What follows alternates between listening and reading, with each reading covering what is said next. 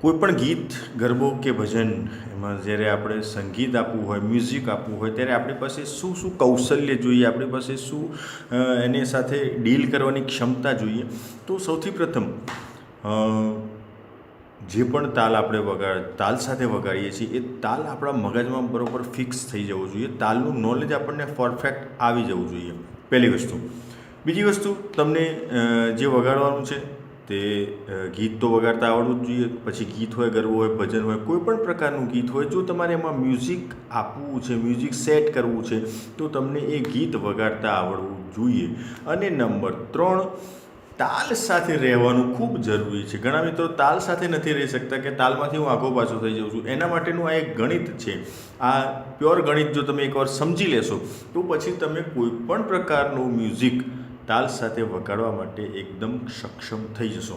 તો એના માટે તાલની સમજ ખૂબ જરૂરી છે. તો સૌથી પ્રથમ આપણે તાલ શરૂ કરવા જઈ રહ્યા છીએ હિંચ, જેને આપણે ગરબાનો તાલ કહીએ છીએ, અથવા એક તાલી પણ એને કહેવાય છે. હવે એ તાલને સમજવું ખૂબ જરૂરી છે, બરાબર સમજી લેજો. અહીંયા માત્રા 4. માત્રા શું છે? માત્રા એટલે તાલમાં આવતા અક્ષરો. આમાં એક સાથે 2 અક્ષર બોલાય છે એક માત્રામાં, એટલે 1 સેકન્ડમાં. તો આ એક માત્રા થઈ, 2, 3, 4, કુલ 4 માત્રાનો, એટલે કે 4 અક્ષરોનો તાલ છે. કોઈ કહેશે આમાં તો સાહેબ 2 લખેલા છે. 2 લખેલા છે, પણ જ્યારે આ બોલાશે ત્યારે એક જ સેકન્ડમાં એક સાથે 2 અક્ષર બોલી જશે. તો અને તાલ સાથે જ્યારે વગાડીને બતાવીશ એટલે તમને ખ્યાલ આવી જશે. પણ શબ્દો બોલવાના છે કેવી રીતના? ધીનના કત્તા, તીનના કત્તા. એકદમ ધીમે બોલું છું. આ ધીન, તો આના ઉપર મીંડું છે એટલે આને ધીન બોલાય. ધીનના કત્તા, તીન, અહીંયા પણ મીંડું છે એટલે તીનના કત્તા. તો જુઓ, 1, 2, 3, 4, ધીનના કત્તા, તીનના કત્તા, 1, 2, 3, 4, ધીનના કત્તા, તીનના કત્તા. થઈ ગઈ 4 માત્રા. હવે બીજી વસ્તુ, વિભાગ 2. કોઈપણ તાલ જ્યારે લખેલો હોય, આ એક ગણિત છે, ગણિત પ્રમાણે પરફેક્ટ ચાલવાનું હોય છે. આવું કેમ એ પ્રશ્ન મગજમાં લાવવાનો બિલકુલ નહીં. આના 2 ભાગ પડે છે તાલના. જેમ આપણે એક ઘર લઈએ છીએ ને ઘરમાં આપણને એમ થાય કે મારે 3 રૂમ બનાવવા છે, 4 રૂમ બનાવવા છે, તમારા આઈડિયા પ્રમાણે તમે તમારા ગણિત પ્રમાણે બનાવો. એ રીતના આ તાલનું જેણે મેનેજ કર્યું છે એમને આ એક જાતનું એક ગણિતની રચના કરી છે, એક્ઝેક્ટ પરફેક્ટ. તો એના માટેના આ ભાગ પાડ્યા છે. તો પહેલો ભાગ, બીજો ભાગ, એટલે આમાં 2 ભાગ આવે. તાલી 1, જ્યારે આપણે હાથેથી તાલ આપીશું, જ્યારે પણ આપણે ગરબા રમતા હોઈએ ત્યારે ખાસ ધ્યાનમાં રાખજો, કોઈ પણ તાલને સમજવું હોય તો એની તાલી ક્યાં પડે છે, ખાલી ક્યાં આવે છે.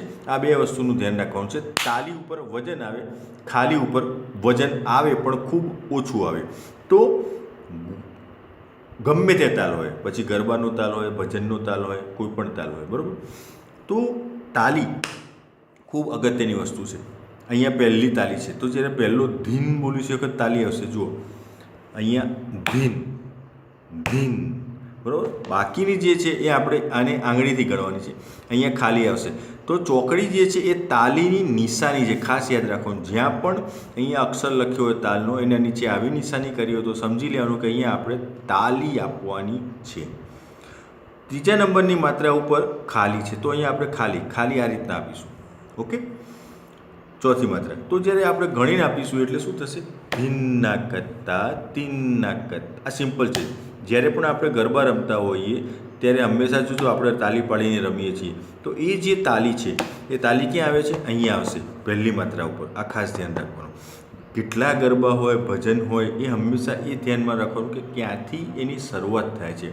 તાલીથી થાય છે કે ખાલી થાય છે. મોટાભાગે આ 2 વસ્તુ અગત્યની હોય છે. કાં તો તાલીથી શરૂ થતું હોય ગરબો, અથવા તો ખાલીથી. કોઈ વાર શું થાય કે તાલી માર્યા પછી બીજી માત્રાથી ઉપડતું હોય, બરાબર, કાં તો ખાલીથી ઉપડતું હોય. આટલું ખાસ ધ્યાનમાં રાખવાનું. એમાં મોટાભાગે 99% તાલીથી ઉપડે, કાં તો ખાલીથી ઉપડે. અને એમાંય 90% તાલીથી જ ઉપડતા હોય છે. 10% જેવા ગરબા છે એ ખાલીથી ઉપડતા હોય, અને 1% જે છે એ તાલી પછી ઉપડતા હોય તાલીથી જ, પણ સેટ કરવા માટે તાલી પછી અહીંથી સ્ટાર્ટ કરી ગાવાનું. તો આટલું ખાસ ધ્યાનમાં રાખજો. હવે તાલ શેમાં વપરાય છે? ગરબામાં, ભજનમાં, લોકગીતમાં, પ્રાર્થનામાં, આ બધામાં વપરાય છે. ગરબા માટેનો આ ખૂબ પ્રચલિત રાગ છે. તો મોટા ભાગે ગરબા માટે વપરાય છે. હવે જે મેં PDF ફાઇલની વાત કરી હતી, અચ્છા, જે લોકો મને નથી જાણતા એમના માટે હરેશ પ્રજાપતિ સરસ્વતી સંગીત ક્લાસીસમાંથી આપ સૌનું સ્વાગત કરું છું. નવા હોય તો સબસ્ક્રાઇબ કરજો, બેલ આઇકોનને ટચ કરજો, તમારા મિત્રોને શેર કરજો જેમને મ્યુઝિકનો શોખ છે અને ખૂબ જ સરસ મજાની આ સિરીઝ સ્ટાર્ટ કરી છે. જો તમારે તાલ સાથે વગાડતા શીખવું હોય તો મારી સાથે બને રહેજો સ્ટાર્ટિંગથી એન્ડ સુધી. વચ્ચે સ્કીપ કર્યો તો તમને કશી જ સમજણ પડશે નહીં, આ મારી ગેરંટી છે. અને વિડીયો 2-3 વાર જોશો સ્કીપ કર્યા વગર તો બધી જ સમજણ પડી જશે, મારી 200%ની ગેરંટી. ઓકે. હવે એવું નથી કે આ ગરબાનો તાલ છે તો ગરબામાં જ વપરાય, એવું નથી. ભજનમાં પણ વપરાતો હોય, લોકગીતમાં પણ વપરાય, પ્રાર્થના પણ વપરાતો હોય છે, પણ વધારે પડતો આ ગરબામાં વપરાય છે.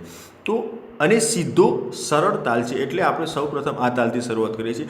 ગરબાનું વગાડીને ખાલી તમને બતાવી દઉં છું, પછી નેક્સ્ટ વિડીયોમાં હું તમને તાલ સાથે વગાડીને બતાવીશ, એના પછી તાલ સાથે મ્યુઝિક કેવી રીતના સેટ કરવાનું એ બતાવીશ. એટલે સિરીઝમાં તમારે બન્યા રહેવું પડશે, આને છોડતા નહીં. નેક્સ્ટ ટાઈમ ફરીથી મળીશું તાલ સાથે. ત્યાં સુધી આપ સૌની રજા લઉં છું. હા, તાલ તૈયાર કરી નાખજો. જુઓ, કાં તો આ રીતના ધીનના કત્તા, બરાબર, ધીનના કત્તા, તીનના કત્તા, ધીનના કત્તા, તીનના કત્તા.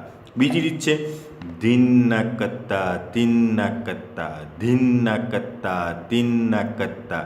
આ બંને રીતે તમે તૈયાર કરી શકો છો, પણ ખાસ ધ્યાનમાં રાખજો કે તૈયાર કરવો પડશે મ્યુઝિક સાથે તમારે વગાડતા શીખવું છે તો, બરાબર. બાકી તમારી મરજી. આવજો. Good bye, good day.